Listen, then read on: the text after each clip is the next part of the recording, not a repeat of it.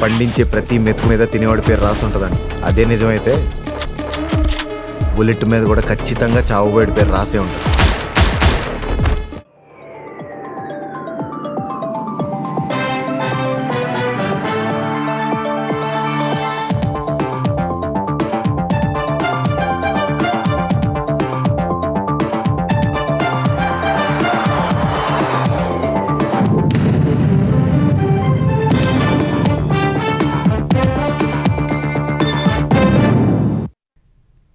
నమస్కారం, ETV news కి స్వాగతం. ముందుగా ముఖ్యాంశాలు. ఆంధ్రప్రదేశ్ ప్రగతి పథంలో మరో చరిత్రాత్మక ఘట్టం. భోగాపురం విమానాశ్రయాన్ని జాతికి అంకితం చేసిన ప్రధాని మోదీ.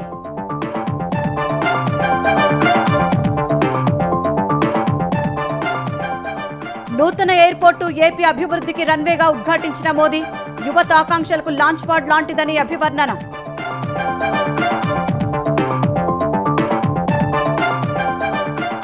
ఎర్రబస్సు రాదన్న చోటికి ఎయిర్ బస్ తెచ్చామన్న చంద్రబాబు. ఉత్తరాంధ్ర కళలకు రెక్కలు వచ్చాయన్న ముఖ్యమంత్రి.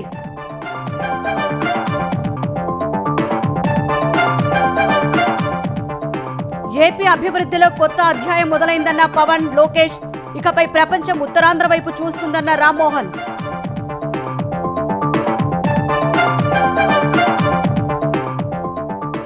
తెలంగాణలో పోలీస్ పోస్టులకు ఈ నెల 19 నుంచి దరఖాస్తుల స్వీకరణ. సెప్టెంబర్ 9 తుది గడువు. షెడ్యూల్ విడుదల చేసిన బోర్డు. ఎగువ నుంచి ఉరకలేస్తున్న గోదావరి. భద్రాచలం వద్ద 3వ ప్రమాద హెచ్చరిక. ముంపుతో లంక గ్రామాల్లో ప్రజల అవస్థలు.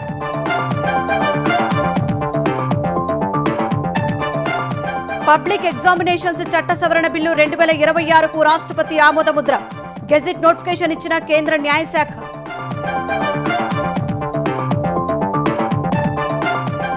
కామన్వెల్త్ క్రీడల్లో మెరిసిన భారత బాక్సర్లు. స్వర్ణాలు ఒడిసిపెట్టిన ప్రీతి పవార్, జైస్మిన్. ట్రిపుల్ జంప్లో రజతం, కాంస్యం.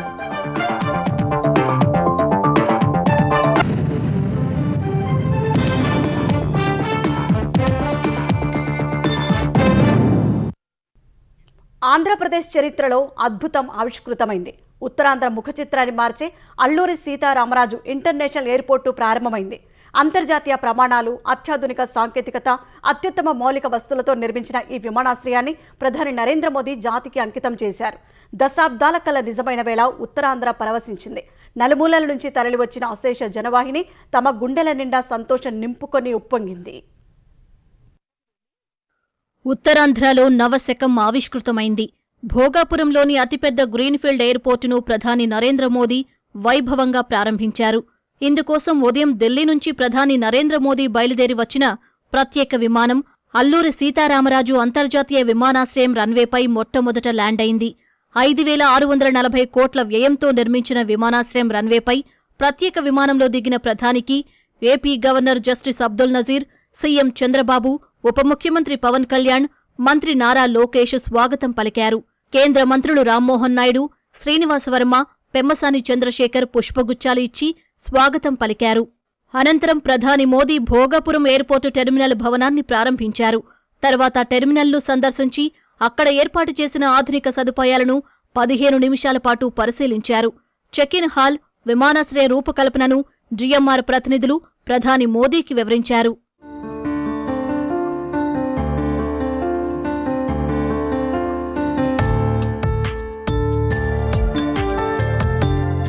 తర్వాత విమానాశ్రయ మాస్టర్ ప్లాన్, ఏవియేషన్ ఎడ్యుసిటీ నమూనాలను మోదీ పరిశీలించారు. అక్కడే అరకు కాఫీ కియోస్కుకు వెళ్లిన మోదీ అరకు కాఫీని రుచి చూశారు. అక్కడ్నుంచి సభావేదిక వద్దకు బయలుదేరిన మోదీకి ధింసా నృత్యంతో 13,750 మంది కళాకారులు స్వాగతం పలికారు. ఈ నృత్యాన్ని ఎంతో ఆసక్తితో వీక్షించిన ప్రధాని మోదీ కళాకారులకు చేతులు ఊపుతూ అభినందనలు తెలిపారు.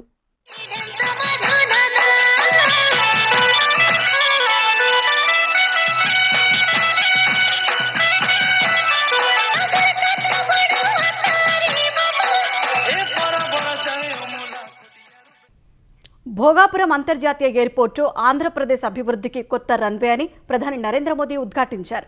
ఏపీ యువత ఆకాంక్షలకు లాంచ్ ప్యాడ్ అన్నారు. స్వర్ణాంధ్ర విజన్ కు కీలకమైన రోజని తెలిపారు.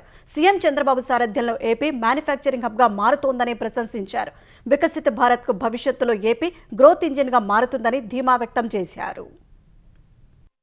భోగాపురంలో అల్లూరి సీతారామరాజు అంతర్జాతీయ విమానాశ్రయ ప్రారంభోత్సవం ఆంధ్రప్రదేశ్ చరిత్రలో కీలకమైన ఘట్టమని ప్రధాని నరేంద్ర మోదీ అన్నారు.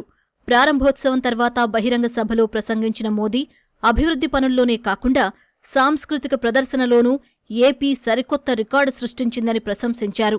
గిరిజన సంప్రదాయ నృత్యం ధింసా ప్రదర్శన చూసి మధురానుభూతికి లోనైనట్టు తెలిపారు. స్వాతంత్ర్య సమరయోధుడు అల్లూరి సీతారామరాజు స్ఫూర్తి అందరిలో ప్రేరణ నింపేలా విమానాశ్రయానికి ఆయన పేరు పెట్టామన్నారు. దేశంలో బ్లూ ఎకానమీ అభివృద్ధిలో భాగంగా ఏపీలో పలు కీలక ప్రాజెక్టులు చేపట్టామని ప్రధాని వివరించారు. సాఫ్ట్వేర్, ఐటీ, టెక్ రంగాల్లో తెలుగువారు సత్తా చాటుతున్నారని అభినందించారు. సెమీకండక్టర్, డేటా సెంటర్ రంగాల్లో పనులు వేగంగా సాగుతున్నాయన్నారు. కేంద్రం ఆధ్వర్యంలో నక్కపల్లిలో భారీ ఫార్మా కంపెనీ నిర్మిస్తున్నామని, దీని ద్వారా ఏపీ ఫార్మా హబ్ గా మారుతుందని ఆకాంక్షించారు. हमारा विजन है कि पूरा क्षेत्र कोस्टल इकोनॉमिक कॉरिडोर के रूप में विकसित हो. इसी लक्ष्य के साथ विशाखापट्टनम से कृष्णापट्टनम तक हमारे पुराने पोर्ट्स को आधुनिक रूप दिया जा रहा है. मुलापेटा और रामायापट्टनम में हम नए पोर्ट भी बना रहे हैं. पोर्ट डेवलपमेंट के साथ साथ पूरे आंध्र में हाईवे और एक्सप्रेसवे का नेटवर्क तैयार हो रहा है. विशाखापट्टनम रायपुर एक्सप्रेसवे जैसे प्रोजेक्ट इस पूरे क्षेत्र को रफ्तार दे रहे हैं. वर्ल्ड इकोनॉमी में कहीं भी किसी भी ग्रोथ सेंटर का निर्माण सिर्फ एक फैक्ट्री से नहीं हो सकता. उसके लिए एक पूरे इकोसिस्टम की जरूरत होती है. आज आंध्र प्रदेश में हम ग्रोथ का वही इकोसिस्टम तैयार कर रहे हैं. పెట్టుబడుల నుంచి ఉపాధి వరకు అనేది ఎన్డీఏ ప్రభుత్వం మంత్ర అని ప్రధాని అన్నారు. ఆంధ్రప్రదేశ్ అన్ని రంగాల్లో శరవేగంగా అభివృద్ధి చెందుతోందన్నారు. పరిశ్రమల రాకతో ఉత్తరాంధ్ర రూపురేఖలు మారిపోతున్నాయని తెలిపారు. విశాఖ ఎకనమిక్ రీజియన్ వీఈఆర్ను ఆసియాలోనే ప్రధాన ఎకనమిక్ హబ్గా మార్చాలనేది లక్ష్యమని మోదీ వివరించారు. जब इन्वेस्टमेंट बढ़ता है तो मैन्युफैक्चरिंग बढ़ती है, मैन्युफैक्चरिंग बढ़ती है तो एक्सपोर्ट बढ़ता है, एक्सपोर्ट बढ़ता है तो रोजगार के नए अवसर बनते हैं, और रोजगार बढ़ता है तो लोगों की आमदनी बढ़ती है, परिवारों की जिंदगी बेहतर होती है. और आंध्र प्रदेश में हम यही होते देख रहे हैं. मुझे पूरा विश्वास है आज यहाँ जितने भी प्रोजेक्ट की शुरुआत हुई है, जिनकी नींव रखी गई है, वो सारे प्रोजेक्ट स्वर्ण आंध्रा और विकसित भारत के संकल्प को पूरा करने में बहुत बड़ा योगदान देंगे. हम विशाखापट्टनम इकोनॉमिक रीजन देश के बड़े औद्योगिक केंद्र के रूप में विकसित कर रहे हैं. हमारा लक्ष्य है वीईआर एशिया का प्रमुख इकोनॉमिक हब बने. ये एयरपोर्ट से लेकर सेमीकंडक्टर यूनिट तक इसी मिशन का हिस्सा है. ఆంధ్రప్రదేశ్లో 3 పర్యటనల్లో 2 లక్షల కోట్ల రూపాయల విలువైన ప్రాజెక్టులు ప్రారంభించానని ప్రధాని గుర్తు చేశారు. ఉత్తరాంధ్రకు రావడం అదృష్టంగా భావిస్తున్నట్లు పేర్కొన్నారు. స్థానిక దేవతలకు ప్రమాణాలు అర్పించారు. ఉత్తరాంధ్రలో ఇకపై పేద అరుపులు వినిపించవని, ఉత్తమాంధ్రగా నిలుస్తుందని ముఖ్యమంత్రి చంద్రబాబు అన్నారు. 2019లో భోగాపురం విమానాశ్రయానికి కొబ్బరికాయ కొట్టి శంకుస్థాపన చేసింది, ఇప్పుడు పూర్తయ్యాక గుమ్మడికాయ కొట్టింది తామేనని చంద్రబాబు తెలిపారు. మన్యం వీరుడు అల్లూరి సీతారామరాజు స్ఫూర్తితో ఐక్యంగా ముందుకు సాగుదామని పిలుపునిచ్చారు. ఏపీని పునర్నిర్మిస్తామన్న హామీని నిలబెట్టుకుంటున్నట్టు చెప్పారు. భోగాపురం ఎయిర్పోర్టు ఉత్తరాంధ్రకు ఓ మణిహారమని సీఎం చంద్రబాబు అన్నారు. దీని ద్వారా ఈ ప్రాంత ప్రజల కలలకు రెక్కలు వచ్చాయన్నారు. ఒకప్పుడు ఇక్కడికి ఎర్రబస్సు రాదంటూ అవహేళన చేసి ప్రజల ఆశలను తక్కువ చేసిన వారు నేడు ఇక్కడికి ఎయిర్ బస్ రావడంతో అడ్రస్ లేకుండా పోయారని ధ్వజమెత్తారు. రైతులు కేవలం భూములివ్వలేదని, ఈ ప్రాంతానికి ఓ బంగారు భవిష్యత్తును ఇచ్చారని సీఎం కొనియాడారు. ఉత్తరాంధ్రకు విమానాశ్రయంతో పాటే గూగుల్, ఆర్సిలర్మిట్టల్ స్టీల్ ప్లాంట్ లాంటి ఎన్నో దిగ్గజ సంస్థలు వస్తున్నాయని వివరించారు. ఈ 2 ఏళ్లలో ఉత్తరాంధ్రలో 189 ప్రాజెక్టులకు సంబంధించి 6,13,00,000 పెట్టుబడులు ఇవి పూర్తయితే 5,57,000 మందికి ఉద్యోగాలు వస్తాయని మీ అందరికీ విజ్ఞప్తి చేస్తున్నా. ఉత్తరాంధ్రలో వచ్చే 3 ఏళ్లలో 2,784 కోట్లతో 8 ప్రధాన సాగునీటి ప్రాజెక్టులు పూర్తి చేస్తాం. ఈ నెల 14వ తేదీన గోదావరి నీటిని ఉత్తరాంధ్రకి ముఖ్యంగా అనకాపల్లికి తీసుకొచ్చే బాధ్యత ఎన్డీఏ ప్రభుత్వం తీసుకుంటాం. ఉత్తరాంధ్ర నుంచి వలసలు పోరు. వేరే ప్రాంతాల్లో శ్రీకాకుళం కాలనీలు ఉండవు. వేరే ప్రాంతం నుంచి ఉత్తరాంధ్రకు వలసలు వచ్చే రోజు తొందరలోనే ఉందని మరొకసారి విజ్ఞప్తి చేస్తున్నాను. ప్రధాని మోదీ సహకారంతోనే విశాఖ ఉక్కును నిలబెట్టుకోగలిగామని చంద్రబాబు తెలిపారు. Visakha railway zone, Polavaram project, రాజధాని అమరావతి నిర్మాణానికి కేంద్రం పూర్తి స్థాయిలో నిధులు అందిస్తోందని చెప్పారు. 2027 నాటికి పోలవరాన్ని, 2028 నాటికి అమరావతి మొదటి దశ పనులను పూర్తి చేసి నరేంద్ర మోదీ చేతుల మీదుగానే ప్రారంభిస్తామన్నారు. వెంటిలేటర్ పైన ఆంధ్రప్రదేశ్ కు ఆక్సిజన్ ఇచ్చి ఈ రోజు నిలబెట్టిన వ్యక్తి నరేంద్ర మోడీ గారు. విశాఖ ఉక్కు నిలబెట్టింది ఎవరని గట్టిగా మీరు చెప్పాల్సిన బాధ్యత మీ పైన ఉంది. విశాఖ రైల్వే జోన్ మంజూరు చేసి విభజన హామీని నెరవేర్చింది ఎవరు? పోలవరానికి సాయం చేసి గాడిన పెట్టింది ఎవరు? రాజధానికి నిధులిచ్చి పనులు పునఃప్రారంభించిన వ్యక్తి ఎవరు? 2027 పోలవరాన్ని పూర్తి చేసి మన ప్రధాని చేతుల మీద జాతికి అంకితం చేస్తామని హామీ ఇస్తున్నాం. 2028 అమరావతి మొదటి దశ పనులన్నీ పూర్తి చేసి నరేంద్ర మోడీ గారి చేతుల మీదుగా ప్రారంభిస్తామని మీ అందరికీ హామీ ఇస్తున్నాను. దేశానికి మోదీ లాంటి గొప్ప లీడర్ దొరకడం అదృష్టమని చంద్రబాబు అన్నారు.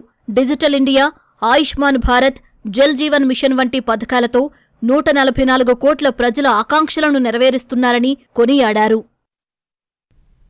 భోగాపురం విమానాశ్రయాన్ని జాతికి అంకితం చేయడం ఆంధ్రప్రదేశ్ అభివృద్ధి ప్రస్థానంలో నూతన అధ్యాయానికి నాంది పలుకుతుందని ఉప ముఖ్యమంత్రి పవన్ కళ్యాణ్ అన్నారు.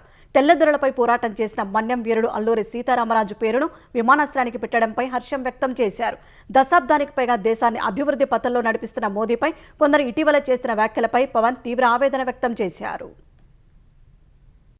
ఆయన జంతర్ మంత్రులు అన్ని మాట్లాడుతూ ఉంటే నేను ఈ రోజున ప్రధానమంత్రి గారికి ఒకటే ఇస్తున్నాను. మిమ్మల్ని కొట్టే నాయకుడు లేడు ఈ భారతదేశంలో. 25 సంవత్సరాలు లోబడి ఉన్న పిల్లలున్న ప్రతి ఒక్కరికి కూడా నేను ఈ సందర్భంగా తెలియజేస్తాను. పిల్లల్ని సరైన దారిలో పెట్టడం, సరైన సంస్కారాలు నేర్పించడం చాలా చాలా అవసరం. దేశాన్ని నడిపించడం అంటే రామకార్యం లాంటిది. హనుమంతుడు లంకకు లంఘించినప్పుడు అనేక అవంతరాలు వచ్చినాయి, అనేక అడ్డంకులు వచ్చినాయి. రామకార్యం చాలా గొప్పది. అలాగే ఈ రోజు ప్రధానమంత్రి గారు దేశాన్ని ముందుకు నడిపించేది బృహత్ కార్యం. అలాంటి గౌరవ ప్రధానమంత్రి గారికి మనస్ఫూర్తిగా మీరు అనుకున్నంత కాలం అధికారం మీరు వద్దంటే వదలాలి, కానీ అధికారం మీ చేతుల్లోనే ఉంటది. దానికి మేమందరం నిరంతరం కృషి చేస్తామని తెలియజేసుకుంటూ జై భారత్ అండ్ జై హింద్. ఎర్ర బస్సు కూడా రాదన్న చోట ఎయిర్ బస్సు వచ్చిందని ఆంధ్రప్రదేశ్ ఐటీ శాఖ మంత్రి నారా లోకేష్ అన్నారు. ఉత్తరాంధ్రను హీళనగా చూసిన వారికి ఇప్పుడు అర్థమైందా రాజా అంటూ లోకేష్ సమాధానం ఇచ్చారు. ప్రధాని మోదీ వికసిత భారత్ సిబిఎన్ విజన్ ప్రతిరూపమే భోగాపురం ఎయిర్పోర్ట్ అని అన్నారు. ఎర్ర బస్సు రాదన్న చోట ఎయిర్పోర్ట్ వచ్చింది, ఎయిర్ బస్ వచ్చింది. మన నమో గారు వచ్చారు. ఇదే మన ఉత్తరాంధ్ర దెబ్బ. అర్థమైందా రాజా? ఆంధ్ర రాష్ట్రంలో నమో అంటే నాయుడుజీ మోడీజీ గారు అద్భుతమైన జోడి. ఈ రోజు ఈ కలియక వల్ల మనం అద్భుతంగా అభివృద్ధి చేసుకుని మనం ముందరికెళ్తున్నాం. డేటా సెంటర్స్ వచ్చినాయి, ఉక్కు ఫ్యాక్టరీలు వచ్చినాయి, అనేక పరిశ్రమలు ఈ రోజు విశాఖపట్నం ఉత్తరాంధ్రని ఎత్తుక్కుంటా వస్తున్నాయి. ఇక్కడున్న యువకులు విమానం ఎక్కి అవకాశాల కోసం వేరే దేశాలకు వెళ్లాల్సిన అవసరం లేదు. అవకాశాలు విమానం ఎక్కి ఉత్తరాంధ్రకు వచ్చే బాధ్యత కూటమి ప్రభుత్వం తీసుకుంటుందని మీ అందరికీ నేను హామీ ఇస్తున్నా. ఇప్పటి వరకు ఉత్తరాంధ్ర ప్రపంచం వైపు చూసేదని, భోగాపురం విమానాశ్రయం రాకతో ప్రపంచమే తమ ప్రాంతం వైపు చూస్తుందని కేంద్ర విమానయాన శాఖ మంత్రి రామ్మోహన్ నాయుడు అన్నారు. ఉత్తరాంధ్రకు భోగాపురం ఉత్తర ద్వారం కానుందని చెప్పారు. అనేక కంపెనీల రాకతో ఉద్యోగ ఉపాధి అవకాశాలు వస్తాయని తెలిపారు. ఉత్తరాంధ్రలో అభివృద్ధి పరుగులు పెట్టనుందన్నారు. యుగానికి ఒక్కసారి వచ్చేటటువంటి కార్యక్రమం అల్లూరి సీతారామరాజు విమానాశ్రయం ప్రారంభోత్సవ కార్యక్రమం అని గర్వంగా ఈ ఉత్తరాంధ్ర బిడ్డగా కింజరాపు ఎర్రన్నాయుడు గారి తాలూకా బిడ్డగా ఈ రోజు గర్వంగా ఉందని కూడా ఈ సందర్భంగా తెలియజేసుకుంటున్నాను. ఎడ్యూసిటీ ద్వారా రేపు భవిష్యత్తులో ప్రపంచంలో ఉన్నటువంటి ఏవియేషన్ వర్క్ ఫోర్స్ కి ట్రైనింగ్ మన ఉత్తరాంధ్రలో మన భోగాపురంలో జరగబోతుందనడానికి కూడా నేను ఎంతో గర్వపడుతున్నానని తెలియజేస్తున్నాను. ఈ ఉత్తరాంధ్రలో ఏ ప్రాంతం తీసుకున్నా సరే అందరికీ కూడా సమాన దూరంలో ఉన్నటువంటి భోగాపురం విమానాశ్రయం మనందరికీ కూడా సింహద్వారం లాగా పనిచేయబోతుందని తెలియజేస్తున్నాను. ఇదే వేదిక నుంచి ప్రధాని నరేంద్ర మోదీ వివిధ అభివృద్ధి కార్యక్రమాలకు ప్రారంభోత్సవాలు, శంకుస్థాపనలు చేశారు. విశాఖపట్నం తర్లువాడలో ASIP technology semiconductor packaging testing యూనిట్కు భూమి పూజ చేశారు. కర్నూలులోని wind solar energy zone transmission వ్యవస్థను మోదీ ప్రారంభించారు. అనంతపురంలో 2500 మెగావాట్లు, కర్నూలులో 1000 మెగావాట్ల సోలార్ ఎనర్జీ జోన్ ట్రాన్స్మిషన్ పథకాలను ప్రారంభించారు. కర్నూలులో 4వ రెన్యూవబుల్ ఎనర్జీ జోన్ ట్రాన్స్మిషన్ ప్రాజెక్టుకు శంకుస్థాపన చేశారు. ఖమ్మం దేవరపల్లి గ్రీన్ఫీల్డ్ 4 లేన్ల expressway, Khammam Devarapalli package, Tadipatri 4 లేన్ల బైపాస్ రహదారులను ప్రధాని ప్రారంభించారు. తెలంగాణ పోలీస్ శాఖలో civil, AR, special police, fire, జైళ్ల శాఖలో 7437 ఉద్యోగాల భర్తీకి 4 నోటిఫికేషన్లు విడుదల చేసిన పోలీస్ నియామక మండలి ఈ పోస్టులకు ఆన్లైన్లో దరఖాస్తుల స్వీకరణకు షెడ్యూల్ విడుదల చేసింది. ఈ పోస్టులకు పోటీపడే అభ్యర్థులు ఆగస్టు 19 ఉదయం 8 గంటల నుంచి సెప్టెంబర్ 9 సాయంత్రం 5 గంటల వరకు ఆన్లైన్ దరఖాస్తు చేసుకోవాలని బోర్డు తెలిపింది. www.tgprp.in ద్వారా మాత్రమే దరఖాస్తు చేసుకోవాలని తెలిపింది. ఎస్ఐ పోస్టులకు రూ. 1500, కానిస్టేబుల్ పోస్టులకు రూ. 1200 దరఖాస్తు ఫీజు చెల్లించాలని తెలిపింది. ఎస్సీ, ఎస్టీ అభ్యర్థులకు ఫీజులో 50% రాయితీ కల్పించింది. దరఖాస్తు చేయడానికి ముందే ఆధార్ ముఖ గుర్తింపు కోసం ఆధార్ యాప్ డౌన్లోడ్ చేసుకోవాలని సూచించింది. ఎగువన శాంతించినప్పటికీ నిన్నటి నుంచి పోటెత్తిన వరదతో భద్రాచలం నుంచి దిగువన గోదావరి ఉధృతి కొనసాగుతోంది. భద్రాచలం వద్ద 56 అడుగుల వరకు వేగంగా పెరిగిన గోదావరి ఈ మధ్యాహ్నం నుంచి నెమ్మదిగా శాంతిస్తోంది. ప్రస్తుతం 3వ ప్రమాద హెచ్చరిక కొనసాగుతోంది. ఈ ప్రభావంతో భద్రాచలం చుట్టుపక్కల ప్రాంతాల్లో రోడ్లపైకి వరద చేరి దుమ్ముగూడెం, చర్ల, వాజేడు, వెంకటాపురం, విఆర్పురం, కూనవరం, చింతూరు, కుక్కునూరు, వేలేరుపాడు మండలాలకు రాకపోకలు స్తంభించాయి. ఆంధ్రప్రదేశ్లో పోలవరం విలీన మండలాలు, లంక గ్రామాలు వరద ఉధృతి బిక్కుబిక్కుమంటున్నాయి. ఆయా ప్రాంతాల్లోని అనేక గ్రామాల ప్రజలను పునరావాస కేంద్రాలకు తరలిస్తున్నారు.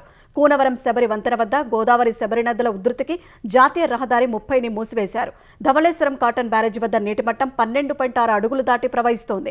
బ్యారేజీ నుంచి 10 లక్షల క్యూసెక్లపైనే నీటిని వదులుతున్నారు. కోనసీమలోని గౌతమి, వృద్ధ గౌతమి, వైణితేయ, వశిష్ఠ గోదావరి నదీపాయలు పోటెత్తగా పరిసర ప్రాంతాల్లో పంట పొలాలు నీట మునిగాయి. పలు గ్రామాల ప్రజల పడవలపైనే రాకపోకలు సాగిస్తున్నారు. అమరావతిలో ఇంటర్నేషనల్ అకాడమిక్ సిటీని ఏర్పాటు చేసేందుకు ప్రపంచంలోని అత్యుత్తమ యూనివర్సిటీలో ఒకటైన యూనివర్సిటీ ఆఫ్ వెస్టర్న్ ఆస్ట్రేలియా ముందుకొచ్చింది. హబ్ అండ్ స్పోక్ మోడల్లో చేపట్టిన విస్తరణలో భాగంగా అమరావతిలో శాశ్వత ప్రాతిపదికన క్యాంపస్ నిర్మాణానికి సన్నాహాలు చేస్తున్నట్టు విజయవాడలో తెలిపారు. ఈలోపు అక్టోబర్ నాటికి మంగళగిరిలోని ఐటీ పార్కులో 50,000 చదరపు అడుగుల విస్తీర్ణంలో తాత్కాలిక క్యాంపస్ ప్రారంభిస్తామన్నారు. ఎస్ఆర్ఎస్పీ ప్రాజెక్టు నుంచి నీటి విడుదలపై 2 రోజుల్లో నిర్ణయం తీసుకుంటామని తెలంగాణ నీటిపారుదల శాఖ మంత్రి ఉత్తమ్ కుమార్ రెడ్డి తెలిపారు. సహచర మంత్రులు శ్రీధర్ బాబు, వివేక్తో కలిసి నిజామాబాద్ జిల్లాలో ఎస్ఆర్ఎస్పీ ప్రాజెక్టు, నిర్మల్ జిల్లాలోని కడెం ప్రాజెక్టు, పెద్దపల్లి జిల్లాలోని ఎల్లంపల్లి ప్రాజెక్టును ఉత్తమ్ పరిశీలించారు. ఎస్ఆర్ఎస్పీ ప్రాజెక్టును పరిశీలించిన మంత్రులు వరద వివరాలను తెలుసుకున్నారు. 60 ఏళ్లైనా కాంగ్రెస్ ప్రభుత్వాలు నిర్మించిన ప్రాజెక్టులు చెక్కు చెదరలేదన్నారు. కాళేశ్వరం బ్యారేజీల పునరుద్ధరణకు కట్టుబడి ఉన్నామని ఉత్తమ్ తెలిపారు. ధరణి అక్రమాలపై ఫాస్ట్రాక్ విచారణ జరుగుతోందని తెలంగాణ రెవెన్యూ శాఖ మంత్రి పొంగులేటి శ్రీనివాసరెడ్డి తెలిపారు. ప్రభుత్వ భూములు కాజేసిన వారిని చట్టం ముందు నిలబెడతామని మీడియా ప్రతినిధులతో చిట్చాట్లో చెప్పారు. గత ప్రభుత్వ హయాంలో ధరణి పోర్టల్ ద్వారా భారీగా అక్రమ మ్యుటేషన్లు, ప్రభుత్వ భూముల బదిలీలు జరిగాయని మంత్రి అన్నారు. ఎవరి హయాంలో ఎంత భూమి నిషేధిత జాబితాలో చేరిందో కూడా తేలుస్తామని చెప్పారు. తమ ప్రభుత్వ నిషేధిత జాబితాలో కొత్తగా అంగుళం భూమి కూడా చేర్చలేదని అన్నారు. అసైన్డ్ భూములపై విధానపరమైన నిర్ణయం తీసుకునేందుకు అన్ని కోణాల్లో చర్చిస్తున్నామని వెల్లడించారు. భూముల ధరల సవరణతో రిజిస్ట్రేషన్ల శాఖ ఆదాయం సుమారు 20% వరకు పెరిగిందని చెప్పారు. Doctor Marri Chennareddy Telangana Institute of Medical Sciences సనత్నగర్కి ఇన్ఛార్జి డైరెక్టర్గా డాక్టర్ నరేంద్ర కుమార్ బాధ్యతలు చేపట్టారు. ఆసుపత్రిలో ఛార్జీ తీసుకున్న ఆయనకు సిబ్బంది శుభాకాంక్షలు తెలిపారు. సూపర్ స్పెషాలిటీ వైద్య సేవలను ప్రతి ఒక్కరికి అందించే లక్ష్యంతో ఏర్పాటు చేసిన టిమ్స్ ఆసుపత్రిని అత్యంత ఉన్నతంగా తీర్చిదిద్దటమే తన లక్ష్యమని డాక్టర్ నరేంద్ర కుమార్ చెప్పారు. హైడ్రా పునరుద్ధరించిన ఉప్పల్ నల్ల చెరువు జలకలను సంతరించుకుంది. ఇటీవల కురిసిన వర్షాలకు ఉప్పల్ నల్ల చెరువు నిండింది. భారీ మొత్తంలో ప్లాస్టిక్ వ్యర్థాలతో నిండి మురికి కూపంగా మారిన ఈ చెరువును 20 కోట్ల రూపాయలతో హైడ్రా పునరుద్ధరిస్తోంది. ఈ మేరకు ఎగువ ప్రాంతాలు నీట మునగకుండా వరద నల్ల చెరువుకు చేరింది. చెరువు చుట్టూ వాకింగ్ ట్రాక్, పటిష్ట మెయిన్ బండ్, పిల్లల కోసం ప్లే ఏరియా, ఓపెన్ జిమ్ వంటి సదుపాయాలు ఏర్పాటు చేస్తున్నారు. ఈ చెరువును త్వరలో ప్రారంభిస్తామని హైడ్రా తెలిపింది. సికింద్రాబాద్ ఉజ్జయిని మహంకాళి అమ్మవారి బోనాలకు రంగం సిద్ధమైంది. దాదాపు 1,00,000 మందికి పైన భక్తులు తరలివస్తారన్న అంచనాతో ఆలయ కమిటీ విస్తృత ఏర్పాట్లు చేసింది. రేపు తెల్లవారుజామున 4 గంటల నుంచి అమ్మవారి దివ్య దర్శనంతో బోనాల ఉత్సవం ప్రారంభమవుతుంది. మంత్రులు పొన్నం ప్రభాకర్, కొండా సురేఖ అమ్మవారి మహాహారతిలో పాల్గొని పట్టు వస్త్రాలు సమర్పిస్తారు. బోనాల సందర్భంగా నిరంతర కరెంటు సరఫరాకు విద్యుత్ శాఖ అదనపు ట్రాన్స్ఫార్మర్లు ఏర్పాటు చేసింది. భక్తులకు ఎలాంటి ఇబ్బందులు తలెత్తకుండా దర్శనం సజావుగా సాగేలా 500 మంది వాలంటీర్లు, 2,500 మంది పోలీసు సిబ్బందిని మోహరించినట్టు తెలిపారు. పార్లమెంటు ఆమోదం పొందిన పబ్లిక్ ఎగ్జామినేషన్స్ చట్ట సవరణ బిల్లు 2026కు రాష్ట్రపతి ద్రౌపది ముర్ము ఆమోదముద్ర వేశారు. ఈ మేరకు కేంద్ర న్యాయశాఖ గెజెట్ నోటిఫికేషన్ వెలువరించింది. నూతన చట్టం ప్రకారం పేపర్ లీకేజీ కేసుల దర్యాప్తు 2 నెలల్లో పూర్తి చేయాల్సి ఉంటుంది. ప్రశ్నపత్రాల లీకేజీ లేదా పరీక్షల అక్రమాలకు పాల్పడే వారికి 50 లక్షల జరిమానా సహా 5 నుంచి 10 ఏళ్ల వరకు జైలు శిక్ష పడుతుంది.